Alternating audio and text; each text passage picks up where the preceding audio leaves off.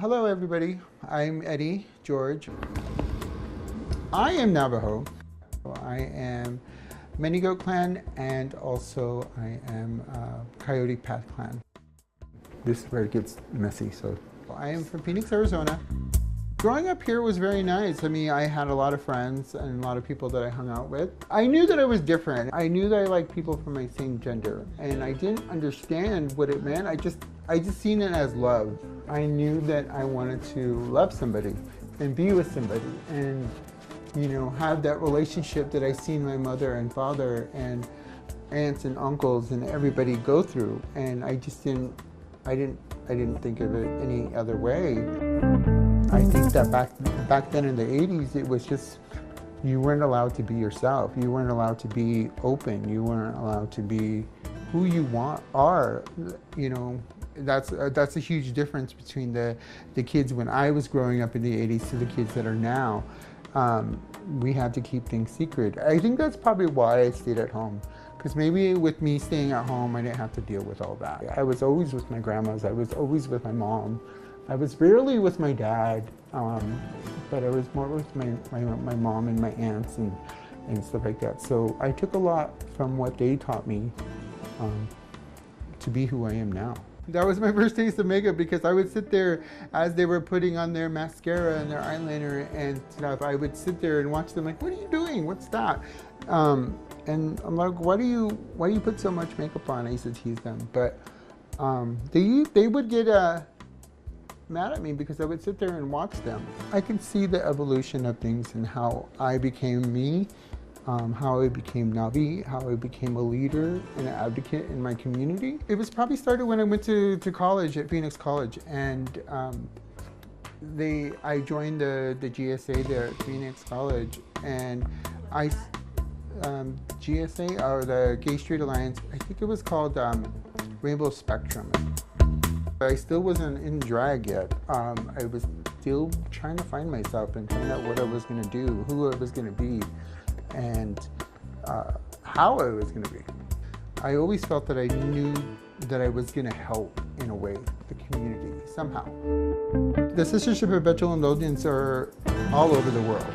And if you've seen people dressed like nuns, have white face makeup on, and going out to the community to serve, to advocate for other people, those are Sisters of Perpetual Indulgence. So that's where I started my drag. I joined them in 2010. I created the persona of Navi Ho, and then I decided, hey, let's try to do drag. Let's see what that's about. So I started to just watch and being a part of the community and watching many drag performers here in Phoenix do their thing. And be advocates. And I thought, oh, this is something new, something different. Let me try this. So Navi Ho is somebody that's going to go out to the community to be that fighter and be that advocate for you know, others that don't speak or can't speak or are scared. The story behind the name, I am Navajo. So I wanted to be a leader for my community, and I felt being Dene, being Navi Ho, being part of the people, I felt this was like the strongest word I can think of and do and be who I am. However, when I first decided to be Navi Ho, it was originally spelled Navi Ho, Navihoe, and then I found out HOE is a garden tool, and I didn't want to be known as a garden tool. So that's kind of, I dropped the E and just keep the HO, and that's where I went as Navi. And it's been overwhelming to see the acceptance from not only the Indigenous community, but others, and know who I am. I mean, yes, there were people that didn't accept the name. They thought I was being very disrespectful to the name, and I told them that this is who I am, this is what I am. I think things are more accepting now than they were before. People were very unsure about how to act and how to be, and now seeing how kids are and how things have changed and things are progressing and people are just, you know, loving themselves, it's very inspiring.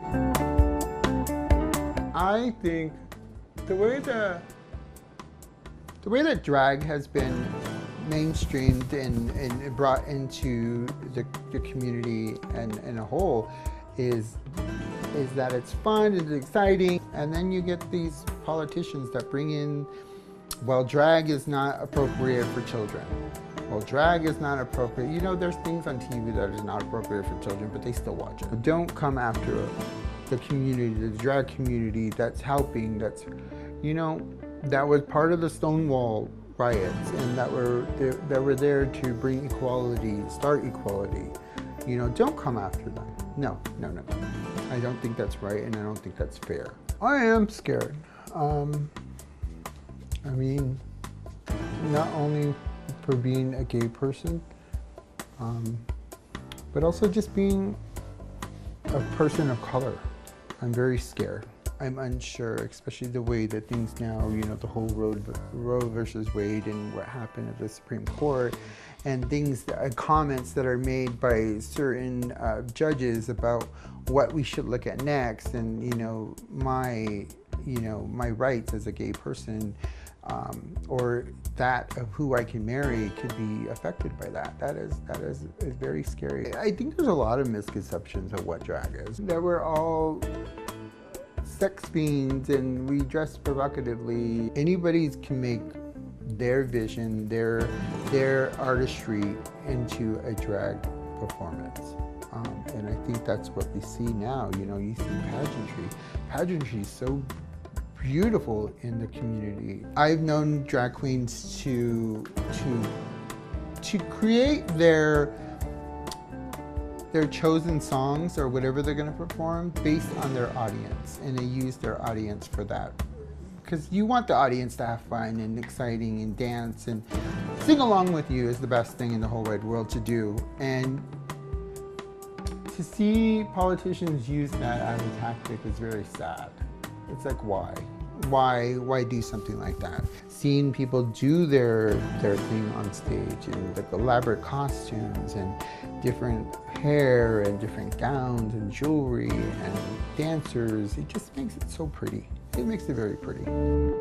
I like to do a lot of show tunes or something that's from Broadway or movies. Be prepared to be entertained. A lot of my friends are very, very, very, very cool entertainers. There is an endless opportunity to be yourselves, whether it's with drag, whether it's your chosen family, whether it's with your regular family, whether it's just being a leader, whether it's being a politician. There's so many opportunities for you to help within the community, and I feel that you should embrace that. Never be afraid to be yourself. Yate, Navi Ho, do Eddie George, Inche. I'm here. I'm looking gorgeous and beautiful, and I am a vision of my community. So I just wanted to say and let you know that you matter, we care, we love you, be yourself. Be strong, be beautiful, be fierce. Thank you.